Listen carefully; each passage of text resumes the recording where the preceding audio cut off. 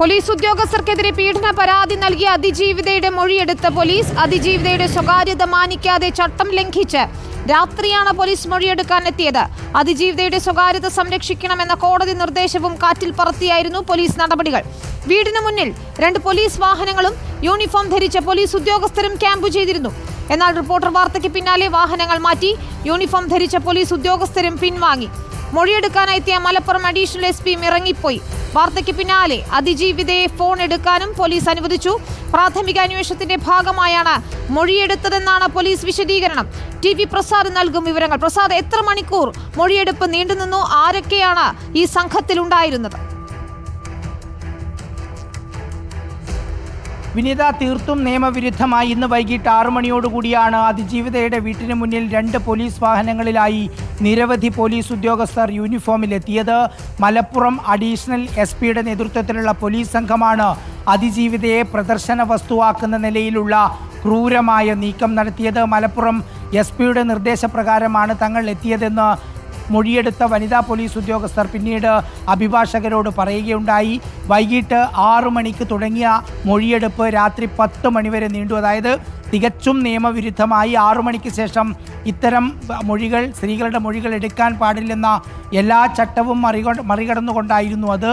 മാത്രമല്ല, നാട്ടുകാരുടെ മുന്നിൽ ഒരു പ്രദർശന വസ്തുവാക്കുന്ന നിലയിൽ അതിജീവിതയുടെ എല്ലാ സ്വകാര്യതയും തകർത്തുകൊണ്ടായിരുന്നു ഈ ഒരു നീക്കം പോലീസ് നടത്തിയത്. പോലീസിൻ്റെ ഒരു കാടത്തമാണ് ഇന്ന് കണ്ടത്. അവർക്ക് തോന്നുന്ന രീതിയിൽ ചെയ്യാമെന്ന നിലയിലേക്കാണ് കാര്യങ്ങൾ. ഇങ്ങനെ ഒരു മൊഴി എടുത്തത് തന്നെ നിയമവിരുദ്ധമാണ്. കാരണം 376 അത് കോഗ്നിസിബിൾ ഒഫൻസാണ്.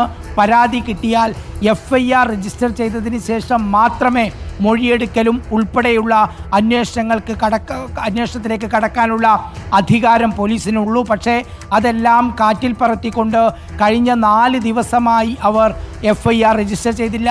ആദ്യം മുഖ്യമന്ത്രിക്കും DGPക്കും പരാതി കൊടുത്തു. പിന്നാലെ പൊന്നാനി പോലീസ് സ്റ്റേഷനിൽ പരാതിക്കാരിയും അഭിഭാഷകരും നേരിട്ടെത്തി പരാതി നൽകി. എന്നിട്ടും FIR എടുക്കാൻ തയ്യാറായില്ല. ഏറ്റവും ഒടുവിൽ ഇന്ന് കോടതിയിൽ സ്വകാര്യ അന്യായം ഫയൽ ചെയ്തതിന് പിന്നാലെയാണ് വളരെ പെട്ടെന്ന് ഓടിക്കതച്ച് പോലീസ് എത്തുന്നതോ ഞാൻ നേരത്തെ പറഞ്ഞതുപോലെ വീട്ടിന് മുന്നിൽ 2 പോലീസ് വാഹനങ്ങൾ നിർത്തി.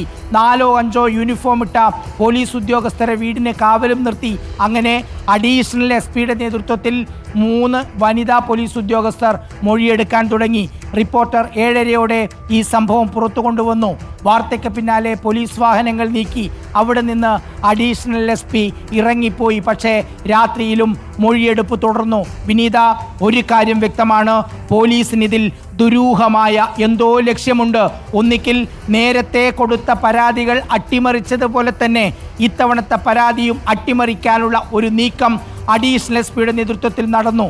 2, ഈ അതിജീവിതയെ പൊതുസമൂഹത്തിൻ്റെ മുന്നിൽ കാണിച്ചു കൊടുക്കാൻ പോലീസ് സംഘം കൂട്ടമായി എത്തി രാത്രി വൈകിയും വീട്ടിന് മുന്നിൽ പ്രദർശിപ്പിക്കുന്ന നിലയിലേക്ക് കാര്യങ്ങൾ മാറി. 2022 ഈ സംഭവം നടക്കുന്നത്. അന്ന് തന്നെ CI വിനോദ് ഇവരെ ചൂഷണം ചെയ്തെന്ന പരാതി അന്ന് തിരൂർ DSP ആയിരുന്ന VV ബെന്നിക്ക് കൊടുത്തു. VV ബെന്നിയും ഇതുപോലെ നിയമവിരുദ്ധമായി FIR രജിസ്റ്റർ ചെയ്യാതെ അതിൽ അന്വേഷണം നടത്തി പരാതിയിൽ കഴമ്പില്ലെന്ന് പറഞ്ഞു. എന്നിട്ട് അതിജീവിതയെ പീഡിപ്പിക്കാനുള്ള ശ്രമം നടത്തി. പിന്നീട് SP-യെ കണ്ടു. ഈ 2 പേരും പീഡിപ്പിച്ച വിവരം SP-യോട് പറഞ്ഞു. SP-യും FIR എടുക്കാൻ നിർദ്ദേശം നൽകാതെ അന്വേഷിച്ച് പരാതിയിൽ കഴമ്പില്ലെന്ന് പറഞ്ഞ് ഇത് തള്ളിക്കളയുകയാണ് ഉണ്ടായത്. ഇപ്രാവശ്യവും ഇതുപോലെ അത് തള്ളിക്കളയാനുള്ള നീക്കമായിരുന്നു ഇത് എന്നുള്ളതാണ് നമ്മൾ സംശയിക്കേണ്ടത്. കാരണം ഇന്ന് അതിജീവിതയുടെ സ്വകാര്യ അന്യായം പൊന്നാനി മജിസ്ട്രേറ്റ് കോടതിയിൽ എത്തിയതിന് പിന്നാലെയാണ് തിടുക്കപ്പെട്ട ഈ നീക്കം പോലീസിൻ്റെ ഭാഗത്ത് നിന്ന് ഉണ്ടായത്. മാത്രമല്ല, ഇന്നത്തേത് തീർത്തും കോടതി അലക്ഷ്യം കൂടിയാണ് വിനീത. കാരണം ഇന്നത്തെ കോടതിയിലെ വിവരങ്ങളൊന്നും പുറത്തു പോകരുതെന്ന് അഭിഭാഷകരോട് പ്രത്യേകം മജിസ്ട്രേറ്റ് പറഞ്ഞിട്ടുണ്ടായിരുന്നു. അതിൻ്റെ അടിസ്ഥാനത്തിൽ നമ്മൾ ഒരു വരി വാർത്ത പോലും ഇന്ന് കൊടുത്തതുമില്ല. നാളെ സ്വകാര്യ അന്യായം കോടതിയുടെ പരിഗണനയിൽ വരുമ്പോൾ തീർച്ചയായും ഇത് കോടതിക്ക് മുമ്പാകെ സൂചിപ്പിക്കും എന്നുള്ളതാണ് അഭിഭാഷകർ അറിയിക്കുന്നത്. നിലനിൽക്കുന്ന എല്ലാ നിയമത്തിൻ്റെയും ലംഘനമാണ് മലപ്പുറം പോലീസ് ഈ അതിജീവിതയുടെ കാര്യത്തിൽ കാണിച്ചത്.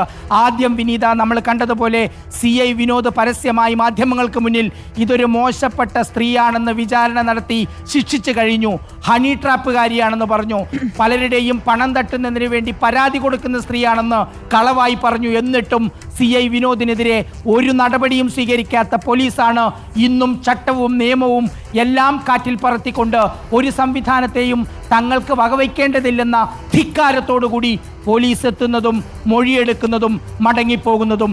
വിനീത, ശരി, അതാണ് TV പ്രസാദ് വിവരങ്ങൾ നൽകുകയായിരുന്നു. അതിജീവിതയുടെ മൊഴി ഇപ്പോൾ പോലീസ് രേഖപ്പെടുത്തിയിരിക്കുകയാണ്. പക്ഷേ ഔദ്യോഗിക വാഹനത്തിലെത്തി യൂണിഫോമിലെത്തിയ ഉദ്യോഗസ്ഥരാണ് ആദ്യം അവിടെ എത്തിയത്. എന്നാൽ റിപ്പോർട്ടർ വാർത്ത നൽകിയതിന് പിന്നാലെയാണ് അവർ വാഹനം അവിടെ നിന്ന് മാറ്റാൻ തയ്യാറായത്. ഏതാണ്ട് 4 മണിക്കൂറോളം ഇവരുടെ മൊഴി രേഖപ്പെടുത്തി. TV പ്രസാദ് വിവരങ്ങൾ നൽകി.